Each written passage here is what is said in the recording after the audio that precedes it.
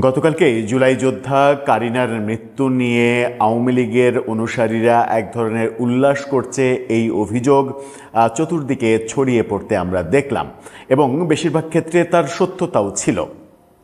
উল্লাস আমরা দেখেছি, একটা মৃত্যু মানুষের উল্লাসের কারণ হয়, শুধুমাত্র এই আওয়ামী লীগের অনুসারীরাই যে সেটা করেছে সেটা তো নয়। প্রফেসর ইউনূসের আমলে সেটা আমরা তাদের বিপক্ষে বহুবার দেখেছি। তার মানে দুই পক্ষই এই উল্লাসে মেতেছে, ন্যূনতম সম্মানবোধ কারো কাছ থেকেই আমরা পাইনি। গতকালকে কারিনার মৃত্যুতে আওয়ামী লীগ উল্লাস করেছে, এই আলোচনা ফিকে হতে না হতেই গত রাতে ঘটেছে আবারও একটা ভয়ঙ্কর ঘটনা, মবের ঘটনা। এবং কক্সবাজার অঞ্চলে এই মবের শিকারে পরিণত হয়েছেন একজন ছাত্রলীগের কর্মী। সেই মব থেকে তাকে বাঁচাতে গিয়ে তার মা মারা গেছেন। কোনো কোনো গণমাধ্যম মৃত সেই মহিলাকে মা নয়, খালা হিসাবেও বলছে। মা খালা যেই হন না কেন, এই যে বাঁচাতে যে মবের কবলে পড়ে মারধর খেয়ে তিনি মারা গেলেন, এটাকে আমরা কি মানবিকতার মধ্যে কোনো ঘটনা বলতে পারি কিংবা ভাবতে পারি? কি হচ্ছে আদতে দেশে? দর্শক, সেই আলোচনাই করবো এই ভিডিওতে। দর্শক, বাংলাদেশের রাজনীতিতে কোনো পক্ষের মধ্যেই সবর বলে যে ব্যাপারটা, যে শিক্ষাটা আমাদেরকে আমাদের প্রিয় ধর্ম ইসলাম দিচ্ছে, সেই শিক্ষাটা আদৌ আছে কিনা সেটা নিয়ে যথেষ্ট সন্দেহ, মানে একেবারে বাস্তবতাই রূপ নিয়েছে। আমরা ধৈর্য ধরতে পারি না, আমরা উগ্র হয়ে গেছি, আমরা প্রতিশোধ পরায়ণ হয়েছি, আমরা মানে যে কাউকে মেরে যে কারো মৃত্যুতে উল্লাস প্রকাশ করাটাই আমাদের নেচারে পরিণত হয়েছে। কেউ কারো মৃত্যুতে উল্লাস প্রকাশ করছি, কেউ কাউকে মেরে উল্লাস প্রকাশ করছে। কক্সবাজারের এই ঘটনা যেটার কথা বলছি, সেটা সেই খবরে দৈনিক কালের কণ্ঠ বলছে যে মা মারা গেছে, ছাত্রলীগ এই কর্মীকে মবের হাত থেকে বাঁচানোর জন্য বাঁচাতে গিয়ে তার মা মারা গেছে। কিন্তু অন্যদিকে আমরা দেখছি যে মানে তারা একই খবরে অন্য জায়গায় তারা ভিডিও প্রতিবেদনে মা বললেও পরবর্তীতে তাদের যে পত্রিকার যে প্রতিবেদন, সেই প্রতিবেদনে এটা সংশোধন করে বলছে যে মা নয়, খালা। চলুন একটু জেনে দেখি পত্রিকা কি বলছে। কালের কণ্ঠের এই শিরোনামটা দেখে নিন। সেখানে বলা হচ্ছে, জয় বাংলা স্লোগান লেখার জের, মবের শিকার ভাগ্নেকে রক্ষা করতে গিয়ে প্রাণ গেল খালার। মানে জয় বাংলা লেখার জন্য, জয় বাংলা বলার জন্য তাকে মবের শিকার হতে হলো এবং সেই মব থেকে প্রচণ্ড মারধর, সেখান থেকে উদ্ধার করতে গিয়ে দৌড়ে খালা যখন তাকে রক্ষা করতে গেলেন, তখন খালার উপরে মব চাপলো এবং মানে মারধর খেয়ে মানে পাকা রাস্তায় পড়ে গেলেন এবং পড়ার পরেই মারা গেছেন। কি বলছে গণমাধ্যম?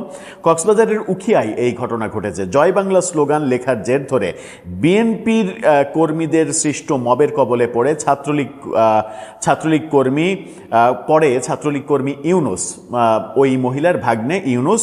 এ সময় তাকে রক্ষা করতে গিয়ে মবের শিকার হয়ে নিহত হয়েছেন খালা সৈয়দা খাতুন, যার বয়স 50 বছর। এখানে অভিযোগ কিন্তু বিএনপির বিরুদ্ধে, সরকারি দলের বিরুদ্ধে।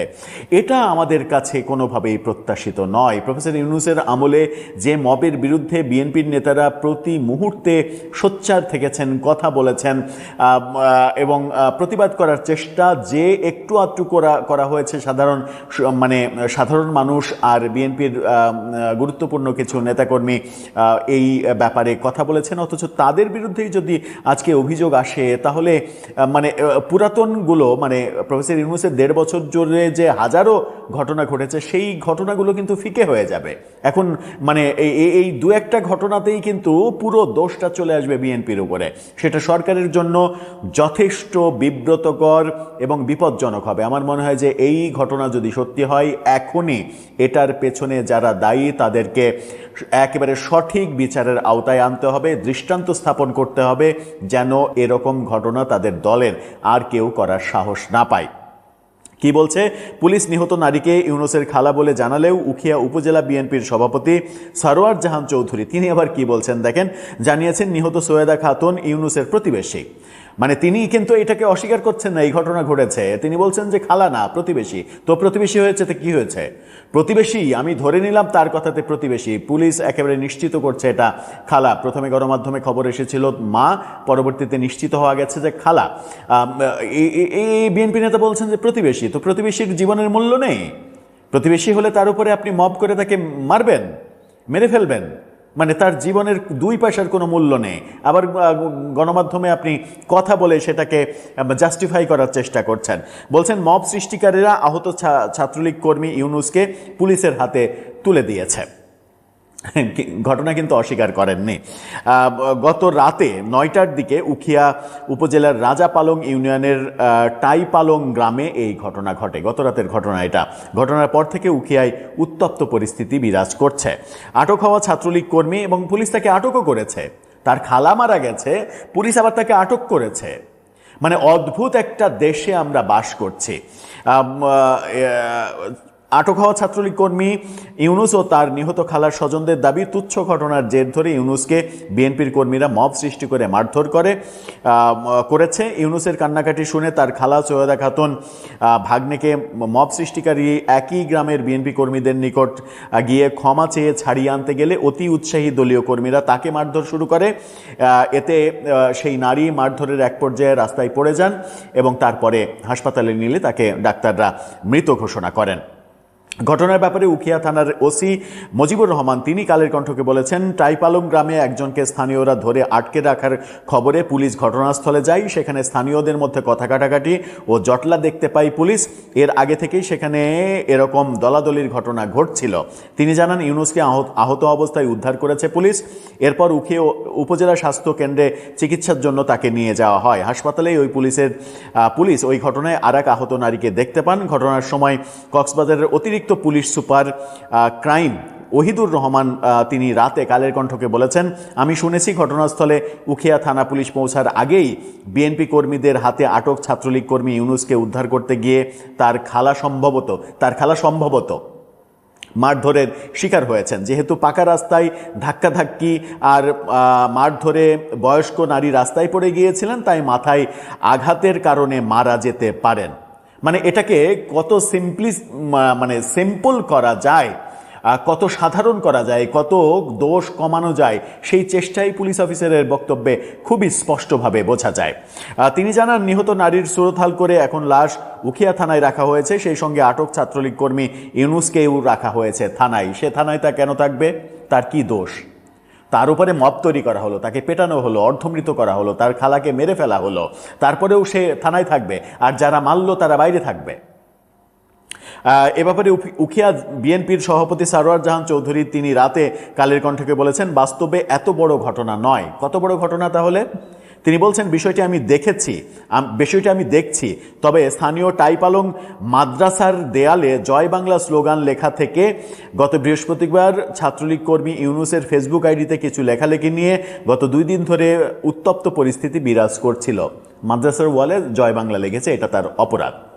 এই অপরাধে তাকে পিটিয়ে মেরে ফেলার জোগাড় করা হয়েছে, যে মৃত্যুটা তার খালার হলো। এমনকি ছাত্রলীগ কর্মীরা শুক্রবার রাতে আমার উপজেলা বিএনপি অফিসের কেয়ারটেকার হোসেনকে মারধর করে। কি অদ্ভুত ব্যাপার! মানে ছাত্রলীগ কর্মীদের এত সাহস যে বিএনপির অফিসের লোকজন গিয়ে মারছে, সেই কথা বলে ব্যাপারটাকে ঢাকার চেষ্টা করছেন। তিনি বলছেন, এই ঘটনার পর থেকে ওই এলাকায় পরিস্থিতি উত্তপ্ত হয়ে ওঠে। পুলিশ বলছে, এ ব্যাপারে থানায় মামলা দায়ের করা হলে আইনগত ব্যবস্থা নেওয়া হবে। কেন মামলা দায়ের করতে হবে কাউকে? কেন পুলিশ এই ধরনের মব ঠেকানোর জন্য নিজে থেকে উৎসাহী হবে না? কেন এত বড় একটা ঘটনা প্রকাশ্যে হলো, একজনের মৃত্যু ঘটলো, তাতে কেন মামলার অপেক্ষা করবে পুলিশ? কেন তাদেরকে অপরাধীদের গ্রেপ্তার করা হবে না? গ্রেপ্তার করার পরে কেন মামলা হবে না? এই প্রশ্নগুলোর উত্তর আসলে কে দেবে? ঘটনা যদি রিভার্স হতো, মারধর যদি ছাত্রলীগের পরিচয়ে কিংবা আওয়ামী লীগের পরিচয়ে কেউ করত, তাহলে তাদেরকে গ্রেপ্তার করার জন্য কি মামলার অপেক্ষা করতো পুলিশ? কিংবা পুলিশকে কি জিজ্ঞাসা করতে হতো? কিংবা পুলিশ কি ঘটনাটাকে দুর্বল হিসেবে ন্যারেটিভ তৈরি করে গণমাধ্যমকে বলার চেষ্টা করত? এসব প্রশ্নের উত্তর আদতে এ দেশে মিলবে না। যখন আমরা দেখছি আওয়ামী অ্যাক্টিভিস্ট কিছু উজবুকের দল তারা কারিনার মৃত্যু নিয়ে ফেসবুকে উল্লাস করছে, সেটাকে আমরা সমালোচনা করছি, ঠিক তখনই সেই রাতেই আপনি মানে ছাত্রলীগের একজনের উপরে মব করে তার খালাকে মেরে ফেলছেন।